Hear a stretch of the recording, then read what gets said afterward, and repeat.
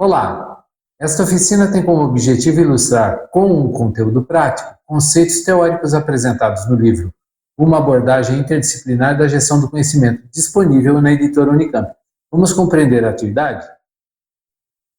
Muito bem, aqui na atividade vocês vão ver, olha, uma abordagem interdisciplinar de gestão do conhecimento, e ela está focando o capítulo 2, então é muito importante que o capítulo 2 seja lido com bastante atenção, tá bom? E o nome dela é Conhecimento e Regras Comportamentais. Qual é o objetivo desta atividade? Analisar as respostas aos questionários de identificação da personalidade preenchidos em sala de aula, quanto à similaridade entre o tipo identificado no questionário e a personalidade real, avaliando a diversidade e a aplicabilidade dessa ferramenta para a gestão do conhecimento. Bom, você recebeu, assim como todos os colegas receberam, este questionário aqui, questionário de tipos psicológicos. E aí todo mundo respondeu, ou pelo menos uma boa parte, espero eu, tenha respondido esse questionário. E o relatório dele, né, essas aqui são as questões, e aqui o relatório dele dá, agora não, porque ele não foi preenchido, mas no momento em que ele é preenchido, ele revela o tipo psicológico da pessoa, do respondente, tá?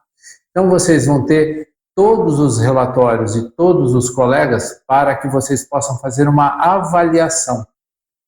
Então é isso que está dizendo o objetivo, né? Avaliar os padrões existentes nos tipos psicológicos de cada um dos colegas da sala de aula, obviamente sem saber quem são os colegas. E quais são as reflexões contidas nessa atividade que você precisa desenvolver ao longo dela? Primeiro, o comportamento das pessoas possui um padrão? Bom, o livro diz que sim, mas será que isso é uma verdade? Então é isso que nós pretendemos constatar desenvolvendo esta atividade.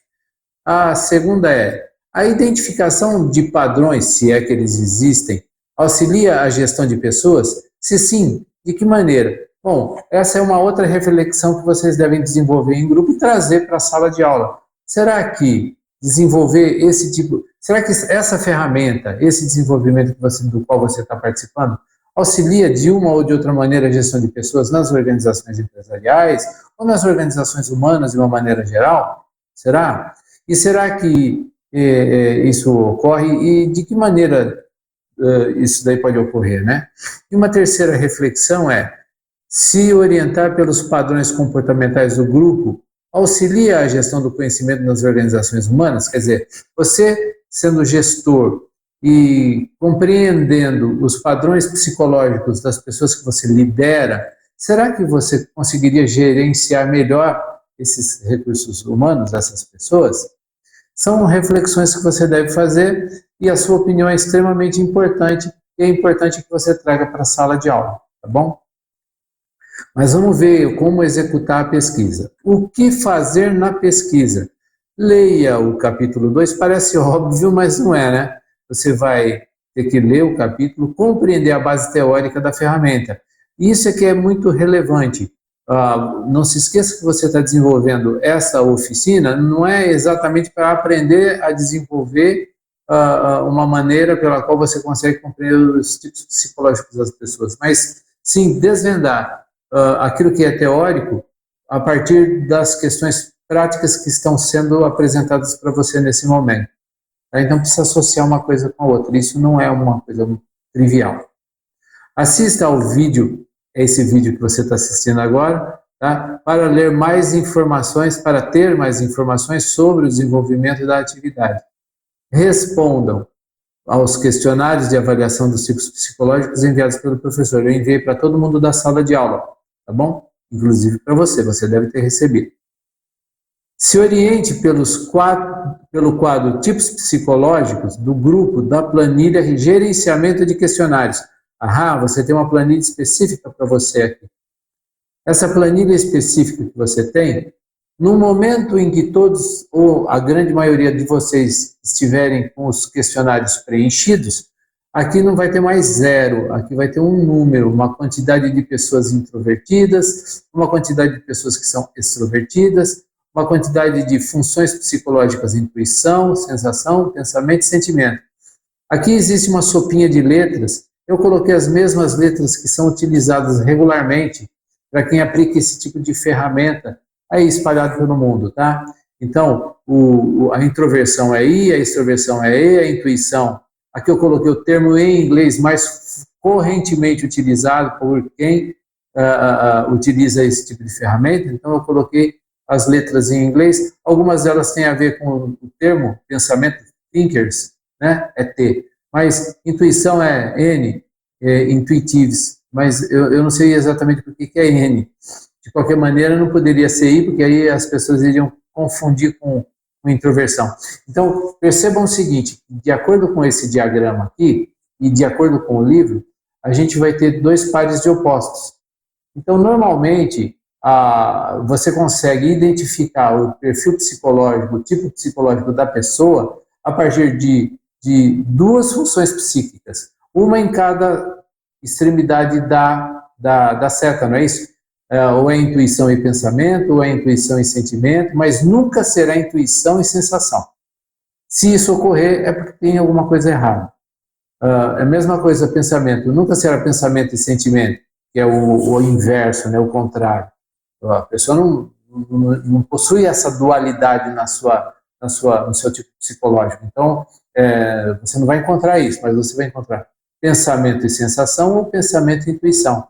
E aqui eu coloquei para vocês todas as variações possíveis utilizando as funções psíquicas e as atitudes. A primeira letra aqui, deixa eu dar um zoom para ficar mais fácil de você ver no vídeo, tá?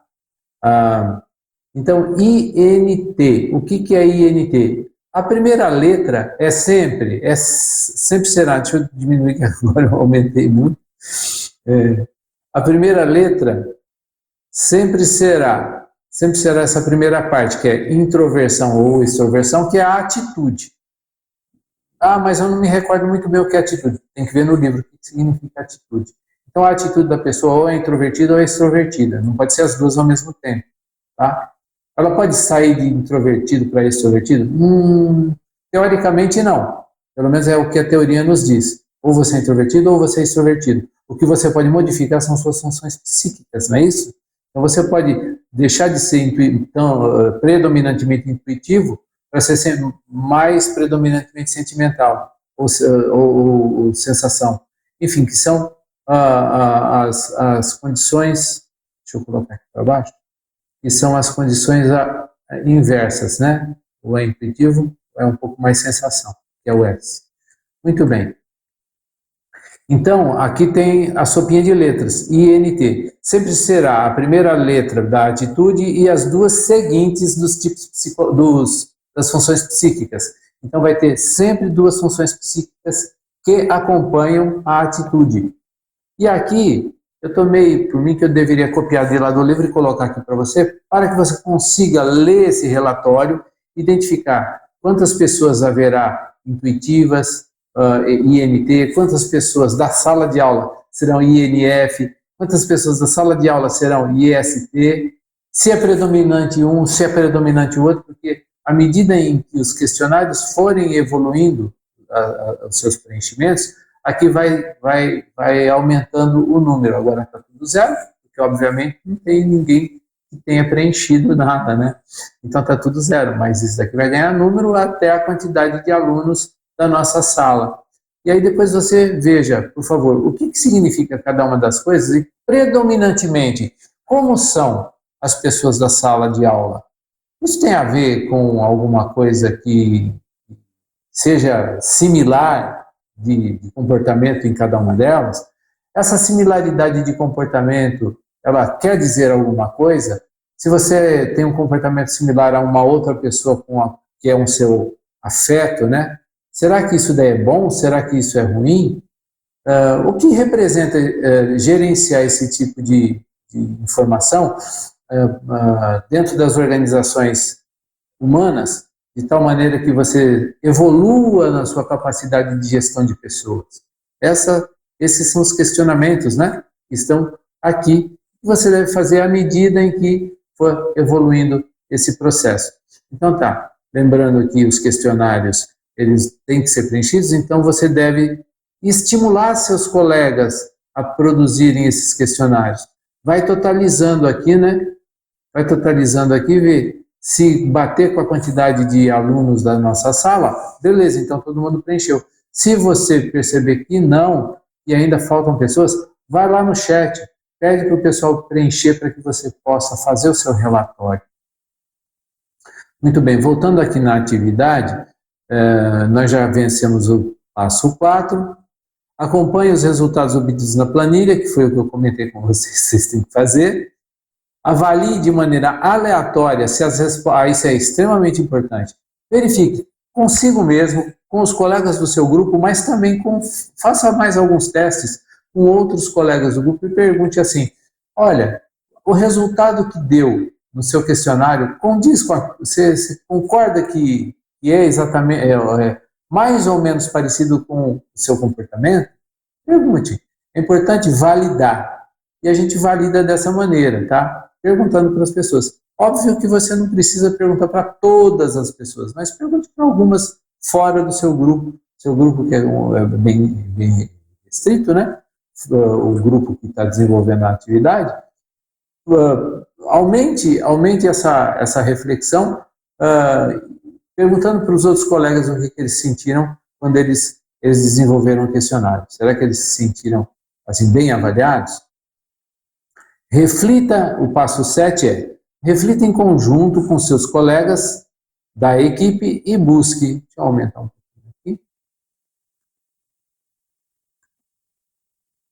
Passo 7, reflita em conjunto com seus colegas de equipe sobre os padrões mais frequentes identificados entre os membros da equipe e busque associar características ocupacionais, né, ou acadêmicas suas com o comportamento que vocês têm. Quer dizer, será que pelo fato de você ter esse comportamento que você tem, você busca aquilo que você tem buscado? É condizente o comportamento com a atitude? Tá? Busque mais informações sobre cases de utilização do recurso, o passo 8, né? Cases de utilização desse mesmo recurso avaliado e entenda a motivação de sua utilização efetiva nas organizações. Será que as organizações utilizam? Descubra. Depois comente conosco. Após ter partilhado com o professor de desenvolvimento e as opiniões que chegaram, conclua o relatório utilizando o modelo para descrever, esse modelo aqui, né? Para descrever a sua experiência. Copie-o para o seu disco. Você não pode editar este modelo, você tem que copiar esse modelo para o seu disco e aí sim editá-lo, tá? E preencha aquilo que for necessário preencher. Vamos ver como é que é o modelo. O modelo é esse, você tem que copiar para o seu Drive, o Google Drive. Aqui você coloca o seu URL e seu nome, dos seus colegas. Coloca o link para essa planilha de resultado que você tem. Coloca o link aqui. E aí você vai colocar o link do vídeo que você vai desenvolver para a apresentação da atividade aqui, depois que você subir para o YouTube. Aqui tem uma discussão, ó. Relate o que foi desenvolvido em 250 palavras no máximo, em Times New Roman 12. Quer dizer, é para ser bem sucinto, certo? Para que a gente olhe e entenda o que você desenvolveu. Quais são as impressões do desenvolvimento? Fiz, concluí. Aí vem a conclusão. Mais 250 palavras no máximo, tá? Não precisa colar a tela, não precisa nada, porque os colegas vão ver a planilha, vão examinar o que vocês fizeram, vão ter o vídeo para assistir novamente, tá bom? Então não precisa colocar figura aqui, tá? Ou, aqui está dizendo, utilize figuras gráficas, mas não sei se nesse caso aqui vai ser necessário, tá bom? Enfim, aqui está o modelo que você precisa utilizar, que você deve copiar para a sua área. E aí você vai fazer o seguinte, olha, envie por meio do espaço de grupo, foi aberto um espaço para o seu grupo atuar, né, no Google Chat, Então, envie o link desse documento que você copiou. Por favor, conserve em Google Docs. Não modifique o padrão. É Google Docs, tá? Envie por meio do espaço de grupo ao professor, para que eu possa armazenar isso daí no nosso histórico de desenvolvimento de atividades. Caso tenha dúvidas sobre como manipular arquivos no Google Drive, tem um tutorial para você assistir.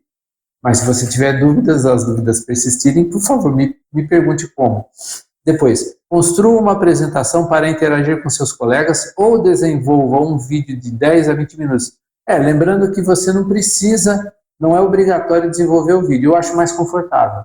Mas aí fica ao seu critério, se você julgar que é melhor apresentar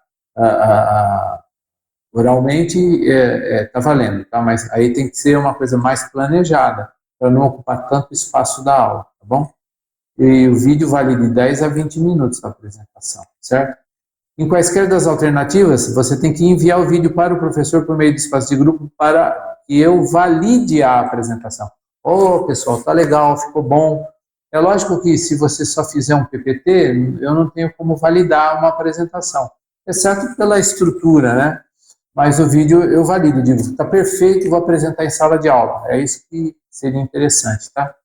Se você optar por um vídeo e não tiver um bom editor, usa o PowerPoint. Eu fiz um tutorial para você saber como, e ele está aí nesse link, tá bom? Clica no link, assiste o tutorial e aí faça o seu vídeo utilizando o PowerPoint. Hospede este vídeo depois que eu validar, obviamente, tá? Depois que eu validar, hospede lá no YouTube e coloque o link lá no seu relatório. Não se esqueça de avisar o professor sobre a conclusão da oficina. Lembre-se de uma coisa extremamente importante. Eu preciso tutorar o seu desenvolvimento. Eu ou o professor responsável pela oficina, tá bom? E você tem que ser tutorado. Então, por favor, nos contacte a partir do Google Chat, tá joia? É isso. Ao longo da execução, procure refletir sobre o que foi visto na teoria, associando à prática. Bons estudos!